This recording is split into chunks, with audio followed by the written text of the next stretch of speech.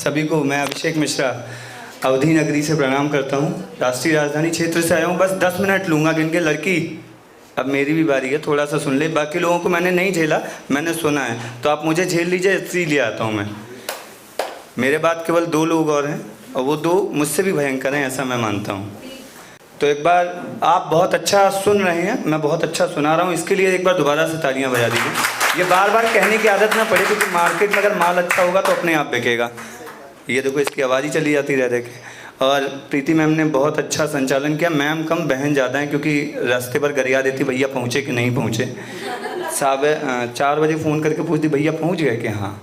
तो अब कहाँ से शुरू करूँ, मेरे को समझ ही नहीं आ रहा।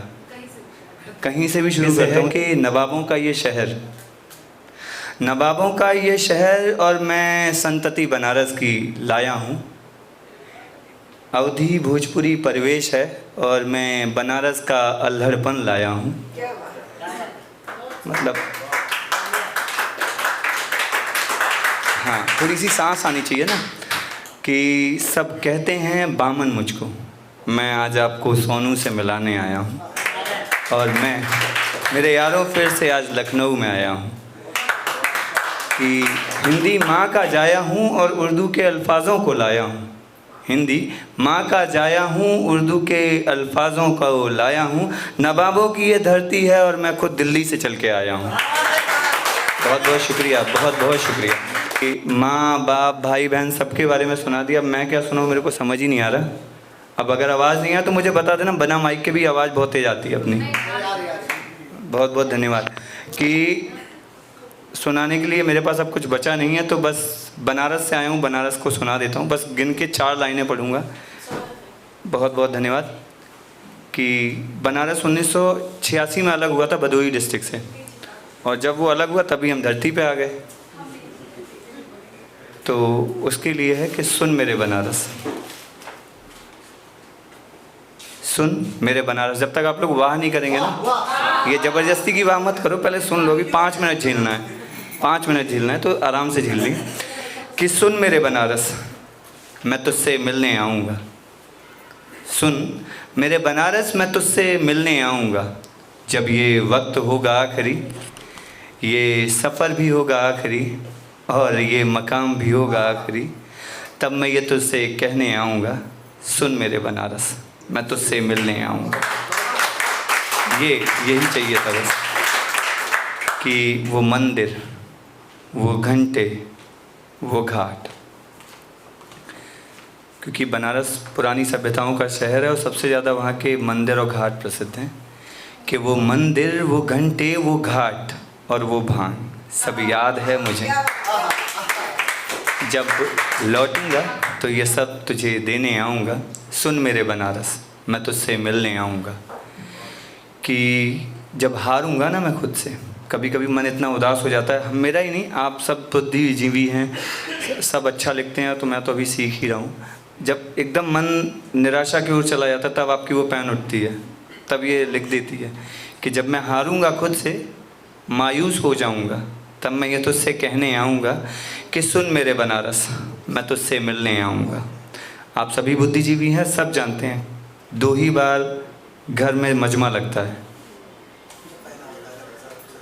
बहुत बहुत शुक्रिया गुरमीत सुजा जी। कि जब आया था तो मैं एकाकी था, जब आया था तो मैं एकाकी था, और अब जो आऊँगा ना तो पूरा कारवां लाऊँगा।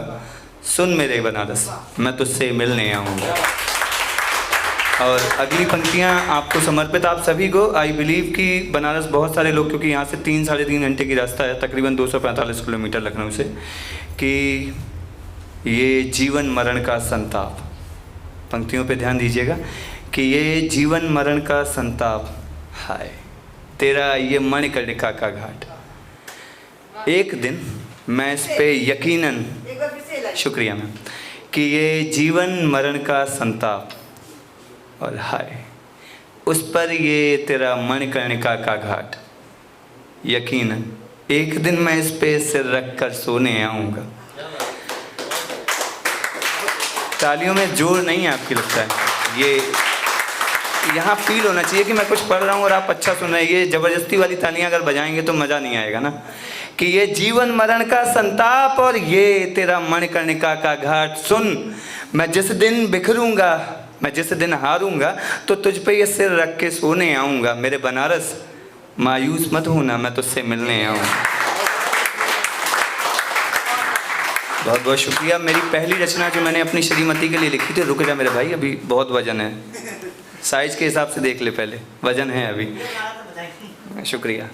कि मेरी पहली रचना जो मेरी श्रीमती को समर्पित थी और आखिरी रचना जो मेरे पिताजी को मैं हमेशा सुना के जाता हूँ कि किसी ने मेरे पिताजी से कहा था कि तुम कुछ नहीं, तुम्हारे लड़के ये दोनों कुछ नहीं कर सकते।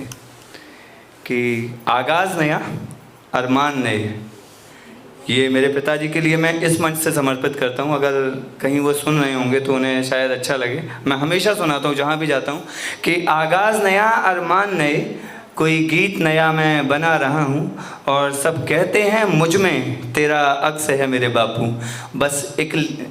बस इसलिए तेरी एक नई पहचान बना रहा हूँ। कि देना इतना आशीर्वाद मुझे, देना इतना आशीर्वाद मुझे कि मैं तेरे पैरों की धूल बन पाऊँ। ना बन पाया कुछ और तो उस पदचिन्ह की डगर पे मैं चल पाऊँ, और ना बन पाया तो जैसा तो वो डगर की धूल ही मैं बन जाऊँ। बहुत बहुत शुक्रिया। कि प्रेम पे बहुत लोगों ने बहुत कुछ पढ़ा। मेरी नज़र में प्रेम अज़र और एक अलहदे नज़र पे है, वहाँ से सुनाता हूँ मैं आपको। प्रेम शुरू जो होता है मेरे हिसाब से नज़रों से होता है, और ये नज़रें ही हैं सबकी जो मुझे देख रही हैं कि मैं किस स्थिति में पढ़ रहा हूँ, किस मनोभाव से पढ़ रहा हूँ।